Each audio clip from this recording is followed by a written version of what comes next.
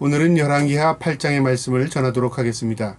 이 8장의 내용은 역사를 주관하신 하나님께서 개인의 삶도 간섭하시고 또 개인의 그 어려움을 도우시는 그 사랑의 하나님의 모습을 보여주는 내용이 이 8장의 내용입니다. 특별히 이 8장에서 나오는 수넴 여인은 열왕기하 4장에 나왔던 그 엘리사를 잘 공경하고 하나님의 사람으로 대접했던 그 축복이 다시 이 수넴 여인에게 임하게 되고, 하나님께서 어려운 상황 가운데서도 수넴 여인을 지키시고 돌보시는 그 사랑의 하나님의 모습을 보여주는 내용입니다.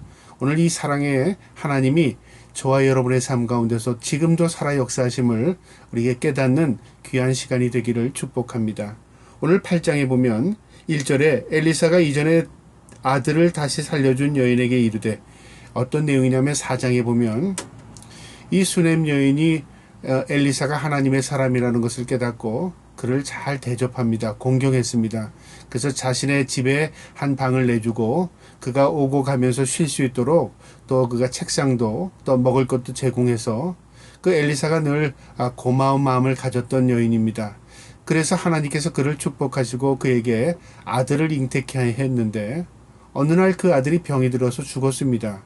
이 수넴 여인은 그 죽은 아들을 다시 엘리사에게, 그 엘리사의 침상에 뉘어서 그 엘리사로부터 기도를 통해서 다시 살아나는 역사를 경험했던 여인입니다. 그러니까 하나님께서 주신 그 아들을 하나님께서 다시 살려주신 놀라운 은혜를 경험했던 이 여인이 이제 그 어려운 상황 가운데 다시 하나님께서 이 여인을 돌보시는 내용인데요.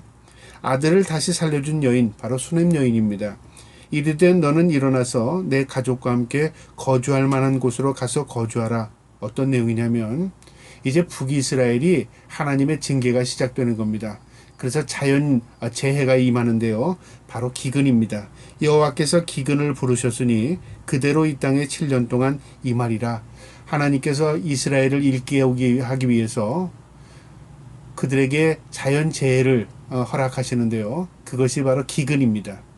우리가 세상 가운데 살아갈 때 때로는 홍수를 만나게 되고 때로는 가뭄을 만나기도 하고요. 또 이상징후로 인해서 또 여러 가지 자연재해를 우리가 당할 때가 있습니다. 이런 모든 자연재해가 우연이라고 생각하지만 사실은 하나님의 편에서는 우연이 하나도 없습니다. 모두가 하나님의 손안에 있는 겁니다. 그래서 자연재해의 섭리를 통해서 하나님께서 우리에게 메시지를 전달하는 겁니다. 우리가 평상시에는 하나님에 대한 두려움을 가지고 있지 않더라도 어떤 자연재해를 통해서나 어떤 큰 위기를 통해서 신에 대한 두려움을 갖게 됩니다. 사람들이 보통 그렇습니다. 그때 우리가 하나님을 만나는 사람도 있고 오히려 하나님으로부터 더욱더 떠나는 사람도 있습니다. 이 자연재해는 하나님의 숨어있는 메시지가 있는데요. 이 기근도 마찬가지입니다. 이 기근에 어떤 메시지가 있냐면 그들이 우상을 섬겼습니다. 이스라엘 민족이 하나님의 백성으로서 하나님의 말씀대로 살아야 했음에도 불구하고 그들이 죄악이 관영했습니다. 하나님께서 그들을 깨닫게 하기 위해서 그들의 육신의 가람을 경험하게 하는 겁니다. 영혼이 가라면 육신도 갈급하게 됩니다. 이 기근이 이스라엘 민족을 일깨우는 하나님의 메시지였는데요. 그 와중에서도 이 수넴 여인을 긍휼히 여기시는 하나님께서 이 여인을 피할 수 있도록 엘리사 선지자를 통해서 말씀하십니다. 뭐라고 말하냐면 이 기근이 이제 앞으로 7년 동안 임하게 될 텐데 이 지역을 피해서 다른 곳으로 이사하라는 겁니다. 그것이 어디였냐면 블레셋 땅이었습니다. 2절에 여인이 일어나서 하나님의 사람의 말대로 행하여 그의 가족과 함께 가서 블레셋 사람들의 땅에 7년을 우거하다가, 블레셋이라는 곳이 가까이 그렇게 멀리 있지 않던 땅이었습니다. 그래서 이 여인과 가족이 다 블레셋으로 이동을 했는데요. 오늘날처럼 국경이 있는, 이것은 뭐 어느 나라, 이것은 저 나라 이렇게 국경이 있어서 넘나들지 못하는 게 아니라 그 당시에는 그런 국경도 없었습니다. 그러니까 자유롭게 일반인들은 이동이 가능했던 그런 시절이었죠. 이 여인은 앞으로 되어질 재앙을 피해서 하나님의 말씀대로 블레셋으로 이동했습니다. 곡창지대였습니다. 그래서 그 7년을 거기서 하나님의 은혜 가운데 잘 지낸 것입니다. 우리의 삶 가운데요, 하나님이 피할 길을 주신다는 말이죠. 환난 가운데 피할 길을 주신다. 환난은 면제되는 게 아닙니다. 하나님의 섭리 가운데 이 땅을 징계하는 방편으로 하나님이 쓰십니다. 그러나 그 환난 가운데 하나님의 사람들을 피할 길, 숨을 길 막아주시는 하나님의 보호하심이 있다 그 말입니다. 이 여인의 하나의 개인 사건은요, 이 수넴 여인의 개인 사건이 아니라 오늘날 하나님의 택함 받은 백성들이 이 땅에서 믿음으로 살아가고 하나님을 신뢰하고 살아가면 하나님께서 이 여인처럼 지키시고 돌보시는 은혜가 있는 것입니다. 이 여인은 블레셋 땅에서 7년을 우거하고 이제 7년이 끝나서 이제 모든 자연재해가 거치고 이제 다시금 회복되었을 때 고향으로 돌아왔습니다. 3절에 7년이 다음에 여인이 블레셋 사람들의 땅에서 돌아와 자기 집과 전토를 위하여 호소하려 하여 왕에게 나갔더라. 돌아와 보니까 자기 집도 다른 사람이 살고 있고 자기 전토도 다른 사람이 농사를 짓고 있는 겁니다. 그러니까 그 사람에게 내 땅이요 했자 그 사람이 증거 있어요? 그렇게 말할 수 있잖아요. 그러니까 이 여인은 7년 동안에 자기 전 재산을 다 잃어버린 겁니다. 그래서 누구에게 호소하냐면 그 당시엔 재판을 담당했던 왕에게 또 집권자에게 가서 그것을 호소할 수밖에 없는 상황입니다. 이 여인이 왕에게 찾아가서 자신의 지나온 상황들을 설명하고 이것은 내 땅이었고 내 집이었습니다. 설명해서 되찾기로 왕을 찾아간 겁니다. 근데 쉽지가 않습니다. 누가 보증을 서주는 것도 아니고요. 또 누가 자신을 대변해 줄 수 있는 사람이 있는 것도 아니었습니다. 참 상황이 어려운 상황입니다. 자, 그런데요. 놀라운 일이 있는 겁니다. 4절에 그때 왕이 하나님의 사람의 사환 게하시와 서로 말하여 이르되 너는 엘리사가 행한 모든 큰 일을 내게 설명하라 하니 아마 이 사건은요.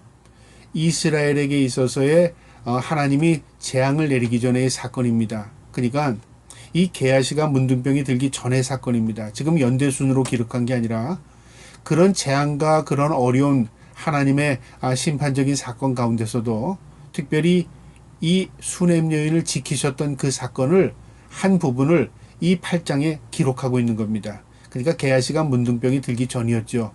어떤 상황이었냐면 게하시가 이 왕의 부름을 받고 왕 앞에서 그동안에 되어졌던 엘리사의 사역에 대한 내용 그리고 하나님께서 하나님의 사람을 통해서 어떻게 기적을 베풀었는가를 이 왕이 궁금해할 때 그 옆에서 이야기를 해줬던 상황이 벌어졌던 겁니다. 이를 왕에게 이야기할 때 그 다시 살린 아이의 어머니가 자기 집에 전토를 위하여 왕에게 호소하는지라 게하시가 이르되 내 주 왕이여 이는 그 여인이요 저는 그의 아들이니 곧 엘리사가 다시 살린 자니이다 하니라. 엘리사의 사역을 이야기하고 있는 가운데 이 수넴 여인의 이야기를 하고 있었습니다. 엘리사를 통해서 하나님께서 아이 없는 그 가정에 아들을 주셨고 이 아이가 병이 들어서 죽었을 때 하나님께서 또 이 아이를 엘리사를 통해서 살려주었고 그 엘리사에게 살아났던 그 아이는 지금 어느 정도 컸고 이것을 설명하고 있었습니다. 그런데 그 여인이 그 설명하는 가운데 눈앞에 나타난 겁니다. 참 어떻게 이렇게 시차가 이렇게 절묘하게 맞아 들어갈 수 있습니까? 우리는 때로는 어떤 사건을 통해서 야 우연히 놀랍다. 어떨 때는 야 우리가 이거 계획해도 이렇게 되지 않아. 놀라운 일들을 우리가 경험하고 놀라울 때가 참 많습니다. 그런데요. 하나님의 사역에는 하나님의 역사에는 우리가 생각할 수 없는 놀라운 섭리 가운데 하나님은 다스리십니다. 그래서 때로는요. 우리가 참으로 야 하나님이 하셨다 할 수밖에 없는 일들이 이 세상에 얼마나 많은지 모릅니다. 나 하나를 구원하기 위해서 세상을 움직이시기도 하고요. 또 하나님께서 나를 살리시기 위해서 정책을 바꿔주시기도 하고요. 나라의 법이 또 새롭게 바뀌어서 나의 살 길을 열어주시기도 할 때가 있습니다. 그러니까 나 하나는 작은 존재이고 보잘것없는 존재라고 생각할지 모르지만 하나님의 관점에서는 나 하나를 위해서 나라의 법도 나라의 또 어떤 계획도 바꿔주실 때가 있습니다. 뿐만 아니라 세상의 모든 것들을 움직이시는 하나님께서 우리 한 사람을 위해서 세상의 모든 이치를 운행하실 때가 있다 그 말이죠. 우리의 입장에서는 도저히 이럴 일이 있을 수 있을까 하고 우리는 참 놀라울 수밖에 없지만요. 하나님은 이 수넴 여인을 위해서 이 게하시가 이 왕 옆에서 지금 자신의 이야기를 하게끔 만드신 겁니다. 그랬더니 왕이 이해가 쉽지 않았겠습니까? 바로 저 여인이 그 여인이고 저 아이가 그때 죽었다 살아난 그 아이입니다. 얘기했을 때 왕이 얼마나 실감 있게 받아들이겠습니까? 근데 이 여인이 왕에게 이야기하는 겁니다. 왕이요, 내가 7년 동안 집을 비우고 나갔을 때 다른 사람이 내 집에 와서 살고 내 땅을 다른 사람이 가지고 있습니다. 그러니까 이 왕은 어떤 마음이 들겠어요? 그 여인이 하는 얘기를 다 액면 그대로 받아들일 수밖에 없습니다. 자기가 지금 들었습니다. 6절에 왕이 그에게 물음에 여인이 설명한지라 왕이 그를 위하여 한 관리를 임명하여 이르되 이 여인에게 속한 모든 것과 이 땅에서 떠날 때부터 이제까지 그의 밭의 소출을 다 돌려주라 하였더라. 그 여인이 떠난 시점부터 지금까지 그 땅에서 얻은 소출, 그 땅에서 얻은 이익들과 함께 땅과 집을 다 돌려주라고 말합니다. 이 여인은 잃은 것이 하나도 없습니다. 자신의 기업을 다 돌려받았습니다. 여러분, 성경에 하나님의 사람들의 기업은 뭐냐면 하나님입니다. 하나님. 땅이 아니고 세상이 아니고 물질이 아닙니다. 특별히 하나님께서 택한 레위인들, 우리 오늘날로 말하면 하나님의 택한 받은 백성들이죠. 우리들이죠. 우리가 하나님의 기업을 잇는 자입니다. 뿐만 아니라 하나님이 우리의 기업이 되어주신다고 말했습니다. 그건 무엇을 의미합니까? 내가 세상 가운데 있는 것으로 내 것을 만드는 게 아닙니다. 하나님께서 우리의 필요를 채워주시는 분이시고 우리의 복을 주시는 분이시고 하나님께서 우리의 모든 삶을 하나님 영위할 수 있도록 은혜를 베풀어 주시는 분이시다. 그래서 하나님은 우리의 기업이 되십니다. 놀랍지 않습니까?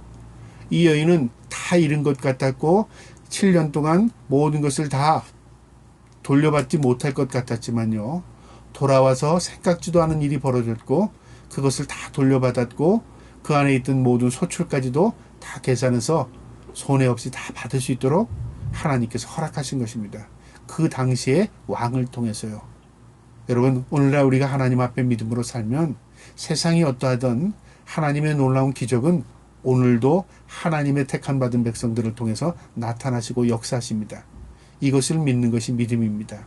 그 다음에 7절부터 또 15장까지의 내용은요. 이 이스라엘과 이 아람과의 전쟁이 계속되는 가운데서요. 하나님께서 이 아람을 치셔서 이 아람이 돌아갔습니다. 그리고 아람왕 베나답도요. 그 돌아간 이후에 병이 들었습니다. 그 병이 들은 그 상황 가운데서 이 베나답이 이 북이스라엘의 선지자 엘리사는 하나님께서 이 사람을 통해서 이 이스라엘을 지키시고 계시는구나. 그것을 깨닫게 했습니다. 그래서 이 베나답이 병이 들었을 때 제일 먼저 떠오른 게 뭐냐면 이 하나님의 사람에게 물으면 내가 죽을지 살지 알겠구나. 그래서 자신의 신복을 보내서요. 이 엘리사에게 묻는 겁니다. 내가 죽겠습니까? 살겠습니까? 당연히 자기가 살고 싶은 마음에 그랬겠죠. 그래서 많은 예물을 가지고 자신의 신복이었던 아사엘을 보낸 겁니다. 8절에 왕이 아사엘에게 이르되 너는 손에 예물을 가지고 가서 하나님의 사람을 맞이하고 내가 이 병에서 살겠는지 그를 통하여 여호와께 물으라. 내가 죽는지 살든지 좀 물어봐라. 하나님께서 긍휼을 베풀어서 나를 살게 했으면 좋겠다. 그래서 예물을 가지고 보낸 겁니다. 엘리사에게요. 이 아사엘이 그 예물을 낙타에 싣고요. 이제 이 엘리사를 만나러 갑니다. 9절에 하사엘이 그를 맞이하러 갈새 다메섹의 모든 좋은 물품으로 예물을 삼아가지고 낙타 40마리에 싣고 나가서 그의 앞에 서서 이르되 당신의 아들 아람왕 베나닷이 나를 당신에게 보내 이르되 나의 이 병을 낫겠나이까 하더이다. 그때 이 엘리사가 뭐라고 말하냐면 하나님 앞에 이미 계시를 받은 겁니다. 그래서요, 이 아사엘을 쳐다보면서 이렇게 말합니다. 엘리사가 이르되 너는 가서 그에게 말하기를 왕이 반드시 나으리라 하라. 그러나 여호와께서 그가 반드시 죽으리라고 내게 알게 하셨느니라. 이 무슨 말입니까? 너 반드시 날 것이다. 그러나 하나님께서 내게 가르쳐 준 것은 너 죽으리라. 낫겠다는 얘기하고 죽겠다는 얘기 도대체 무슨 말인가? 우린 이 본문을 보면은 의아하지만요. 이 본문의 원어는 이렇게 되어 있습니다. 병 때문에 죽는 게 아니다. 병 때문에 죽지 않는다. 그러나 너는 죽을 것이다. 그 말입니다. 지금 이 베나닷은 병이 들었습니다. 근데 병 때문에 내가 살겠습니까? 죽겠습니까? 물었는데 하나님께서 엘리사에게 가르쳐 주고는 그 병 때문에 죽는 게 아니랍니다. 우리가 때로는요, 병 때문에 죽는 것으로 생각하잖아요. 근데 병이 우리가 들었을 때는 무엇을 깨달아요? 우리의 마음이 굉장히 위축됩니다. 또 병이 들면요, 우리가 많은 것을 생각합니다. 그동안 생각하지 못했던 것들이요. 그러면서 깨닫게 됩니다. 어떤 사람은 죽을 병이 들어서 난 이후에는 삶이 달라진 사람들도 있고요. 어떤 사람은 병을 통해서 성숙해지는 사람도 있습니다. 반대로 어떤 사람은 병을 통해서 더 강팍해지는 사람이 있습니다. 그러니까 죽을 병이 나면은요, 상황이 달라지는 경우가 참 많다 그 말이죠. 우리 믿음의 눈으로 보면 이런 상황을 통해서 하나님께서 우리에게 회개를 촉구할 때가 있습니다. 아, 인생의 주인이 하나님이시구나. 삶과 죽음의 문제가 하나님께 있구나. 깨닫게 하시잖아요. 회개의 기회일 수도 있습니다. 이 베나닷은요, 삶과 죽음의 문제에서 하나님을 만났다면 얼마나 좋겠습니까? 엘리사가 너 병 때문에 죽지는 않아. 그런데 너는 죽어 그 말이죠. 그러니까 병으로 죽는 게 아니라 다른 것 때문에 죽는다. 만약에 이 이야기를 전달받았다면 이 베나단은 어떻게 생각했을까요? 야, 내가 이 병 때문에 죽는 게 아니라 하나님께서 말씀하셨는데 다른 사람이 나를 죽이려고 한 거 아니야? 내가 뭐 때문에 죽게 되지? 깊이 생각할 회개의 기회가 있지 않았겠습니까? 이 말을 전달받은 이 아사엘은 어떻게 하냐면요, 그 말을 받아가지고 갑니다. 11절에 하나님의 사람이 그가 부끄러워하기까지 그의 얼굴을 쏘아보다가 우니, 이 엘리사가 하사엘을 가만히 쳐다보다가요, 눈물을 쏟는 겁니다. 왜 그럴까요? 이 아사엘이 어떤 마음을 가지고 있는가를 본 겁니다. 영안이죠. 이 아사엘의 마음 가운데는 지금 아주 음흉한 마음을 가지고 있는 거예요. 자기가 왕이 되고 싶은 마음을 가지고 있는 거예요. 그래서 베나닷이 죽으면 자기가 왕이 되려고 했고요. 만약에 베나닷이 죽지 않으면 자기가 죽여서라도 왕이 되고 싶은 사람이었습니다. 그러니까 이 권력욕, 이 욕망이 가득 찼던 사람입니다. 이것을 엘리사가 보게 된 겁니다.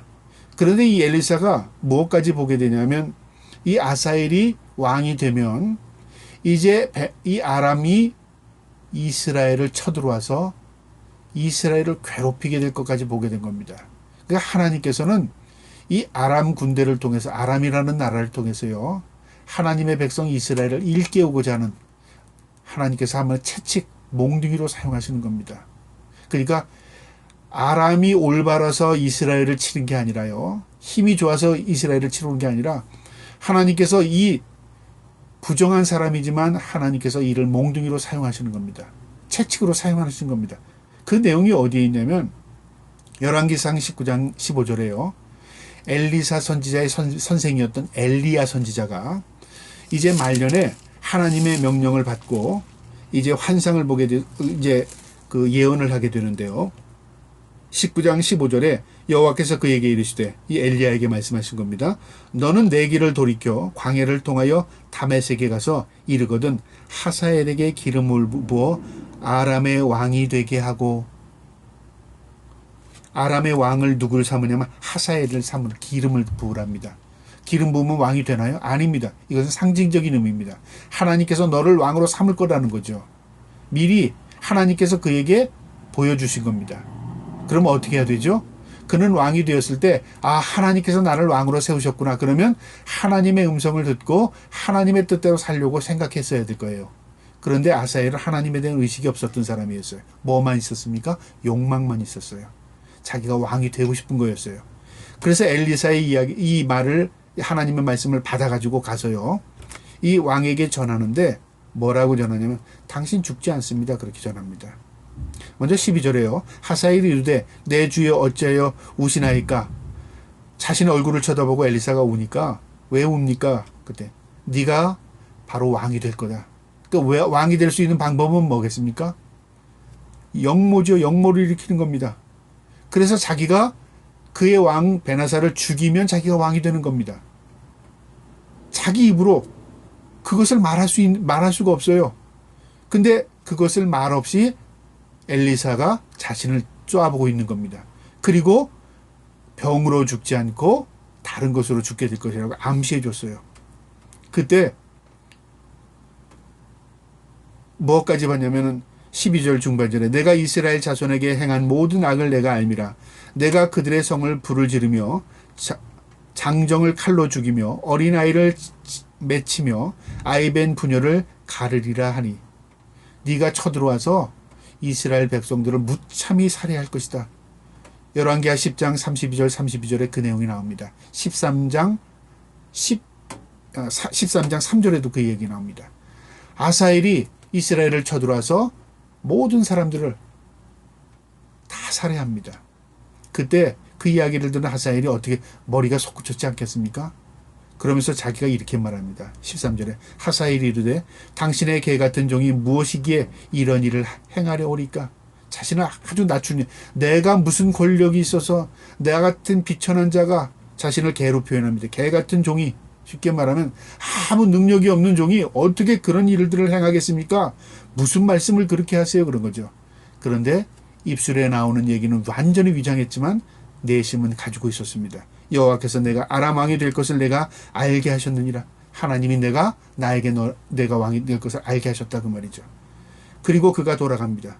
그래서 왕에게 뭐라고 말하냐면요. 왕은 살아나리라. 14절에 그가 엘리사를 떠나서 그의 주인에게 나아가니 왕이 그에게 묻되 엘리사가 내게 무슨 말을 하더냐 하니 대답하되 그가 내게 이르기를 왕이 반드시 살아나리이다 하더이다 하더라.